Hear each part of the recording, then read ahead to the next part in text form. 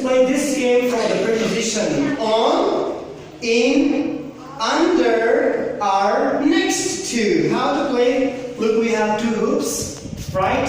And we have the bowling pin. Two students can come over. Eric, look. You gotta take the puppet and try to hit the pen like that. Oh, I got it. Yeah. I got it. And then I gotta go pick up any toy. Listen, pick up any toy. I got a car. You can put the car on the chair, under the chair, or you can put in the basket. You can put on the table. You can put under the table, or you can put next to the chair, or you can put next to the basket. Okay? So the first one who put it here on the table, the next one should put somewhere else.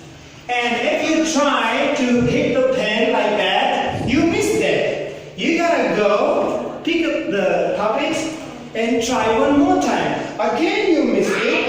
You have three choices. Listen. You gotta come back and try to hit them. You got it. So